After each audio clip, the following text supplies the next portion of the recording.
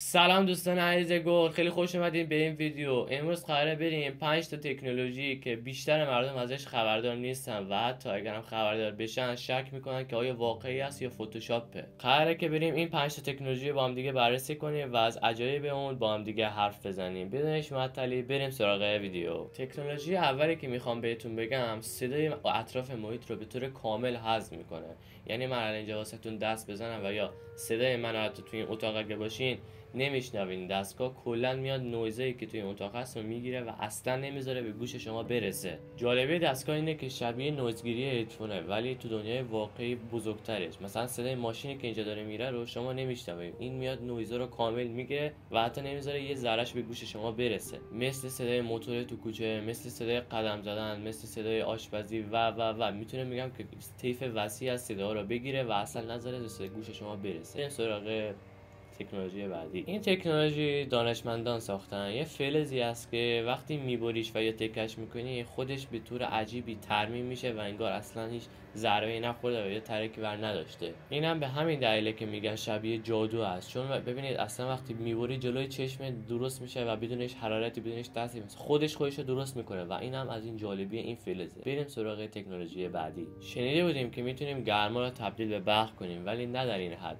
این تکنولوژی که الان میخوام بهتون بگم یه نوع لباسه که با گرمای بدن شما برق تولید میکنه و جالبش هم اینه که این لباس اگه داشته باشین و بدنتون خیلی گرم باشه یا تب داشته باشین میتونید حتی گوشتون هم با شارژ کنید و جالبش اینه که از این لباس رو بر میکنید و میرید زیر پتو میخوابید و صبح تا شب گوشتون رو میزنید به خودتون تو شارژ. همین میشه یک تکنولوژی که واسه ما انرژی پاک تولید میکنه و ما رو از انرژی برق و انرژی سوخت فسیلی و انرژی های ناپاک دیگه بی‌نیاز میکنه. این تکنولوژی خیلی خوبه و امیدوارم هر چه زودتر جهانی بشه که بتونیم خودمون استفاده بکنیم. حتی خود من بیام تو ویدیو به شما معرفی کنم. بریم سراغ تکنولوژی بعدی. تکنولوژی بعدی بیشتر ساخت دست بشره. یه شیشه هست که وقتی دستش میزنی و یا لمسش میکنین اون شیشه حسگر داره و میفهمه که شما اون رو لمس کردین. بلافاصله اون شیشه از حالت شفاف بودن به مات در میاد و شما نمیتونید اونور شیشه رو ببینید و به خاطر همینه که بیشتر به مردم به این تکنولوژی میگن که خیلی جادویی است و بیشتر از طرف فرازمینی اومده. نه اینطور نیست و انسان ساختنش و اینم خیلی جالبه. و اگرم بخواید تهیه‌اش کنید قیمت خیلی بسیار بالایی داره چون تو پختش و اینا یه مواد عجیبی به کار میره که کمیابه. بریم سراغ تکنولوژی بعدی. تکنولوژی بعدی و تکنولوژی آخر این بیشتر طیف وسیع از داروها رو در بر میگیره. حالا این تکنولوژی میاد چیکار میکنه؟ پزشکایی که این تکنولوژی بعدن و بهش مجهزن و حتی